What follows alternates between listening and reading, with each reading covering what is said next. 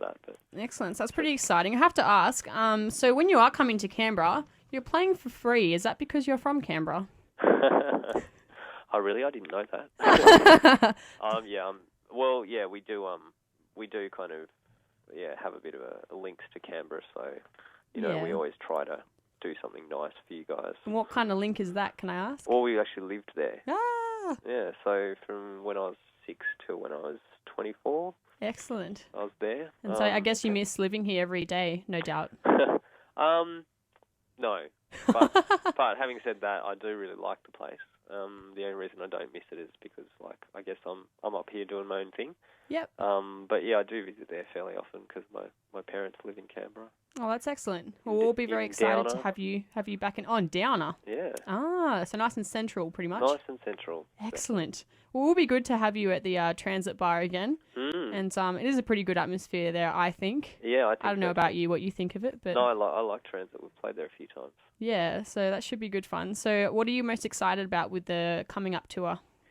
I guess, really getting to get out on the road again and sort of showcase where we're at in terms of, the live performance. And, we've been doing some stuff with visuals and lighting and things like that. That'll be a lot of fun. Yeah, so as much as anything, just the chance to kind of really get back into touring again, because it's been a while between sort of serious tours. We've sort of had odd shows here and there, but we haven't had a kind of serious run of dates for a while. Yeah, definitely. So yeah, that'll give me a bit more kind of focus and clarity. That'll be good. Yeah. And so how have things changed from back in the day in sort of 2006, 2005 when you guys were first coming into the scene? I guess the only thing that's really changed is the fact that A, people know who we are, and that B, I suppose for some people, their expectations have changed. I mean, we've obviously grown a lot as performers and as producers and songwriters and so on. Definitely. But at the same time, we're still making the music that we always wanted to make. It's just that, as we kind of grow as people, the music changes. Yeah, that's true. Yeah. Well, it's good. It's good you're still sticking to, what you want to do as performers and not changing for what sort of the media sort of expects and that sort of thing to try and get more of an audience. It's really good to see that you're doing what you want to do and that people that's right. really I think you're effectively dead as an artist the minute that you start I completely agree. doing what other people want. So, yeah. Exactly. And I have seen your last performance that you had at the Transit, and it's pretty awesome. I love how into it the crowd gets and that sort of thing. Yeah. Just with all the dancing and just the type of music that it is. Yeah. And I'm not sure if you'd take this by offense or not, but I personally wouldn't. But I think that you guys kind of remind me of the Human League. Oh, yeah, that's cool. Yeah, I've had that before. Yeah. It's just kind of funny because I don't know a lot of their stuff. They're so cool. this happens to me a lot. But I'll have to put them on my to-do list of things to real. I mean, I think I do remember a couple of their things from the early 80s. Yeah, they've been around for a while. But I as far as kind of being a big fan, I'm not a big fan. Well, you've got your own music, so I've got my own music. You don't need it. You don't need anything else. I'm a bit of a fan of that. So. Excellent. Oh, that's good stuff. So, what else is the other band doing around this time in the not so busy period for Grafton Primary? Well, that's a good question. Our drummer Robbie, he's got a couple of other jobs and a couple of other bands. So I imagine he's probably and spending some time with his people as well. And then my brother Ben, he's hopefully looking for a house. That's exciting. And finding himself a new place and moving all his stuff and organising things and so I imagine that's what he's doing. Hopefully that's what he's doing. He's out Who knows? there. He might just be sitting in front of the TV. He might be sitting in front of the keyboard. But a well-deserved sort of thing, I think. Yeah. But yeah, we are obviously looking at doing some writing sessions the next few weeks as well. No doubt. Oh, good for you guys. That's awesome. Yeah. That's really good. And so can you tell us a bit about sort of your favourite sets that you've done? I know that you've played at a few big things like Big Day Out and Park Life and Playground Weekend and that sort of thing. Yeah, well, Falls Festival this year was a pretty big Yeah, highlight. definitely. It was pretty huge. And Definitely. Like the Southbound Festival in Perth was massive. Like really, really big crowd and great visuals and stuff like that. And the show went off. And Park Life was pretty amazing kind of run of shows as well. Yeah, definitely. I think that was kind of the point where I sort of started to go, well, okay, so people are really kind of interested in what we're doing, you know. Yeah, definitely. Kind of rocked up and, you know, there was like a full kind of crowd every day for definitely. our shows, and that was like 2 PM. So. And it's sort of all the same sort of type of, would you say type of music at Park Life to you guys, or? No, it was quite diverse this year, really.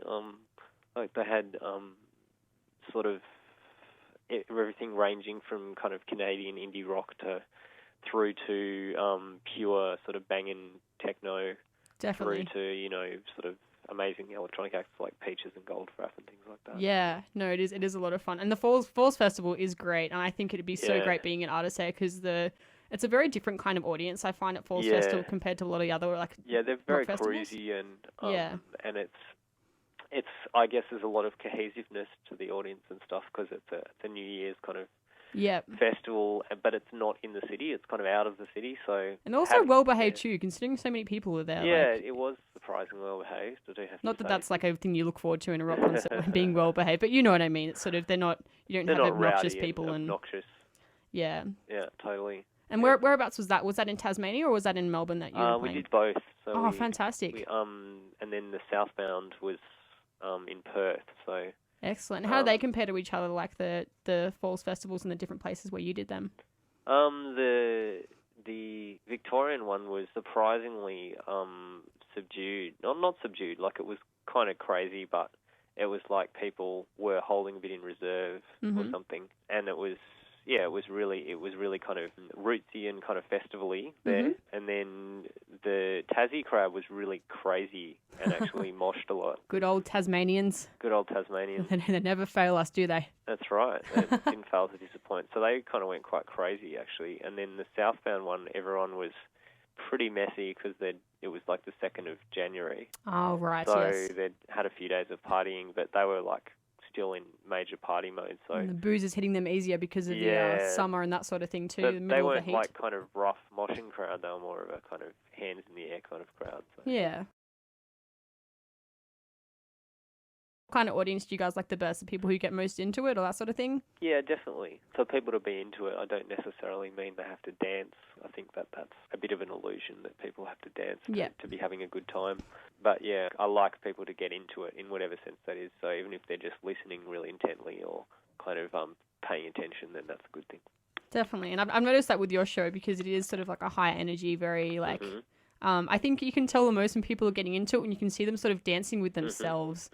Absolutely. Not even so much dancing, but just sort of they're in their own little universe. Yep. I like to see that. Yeah, me too.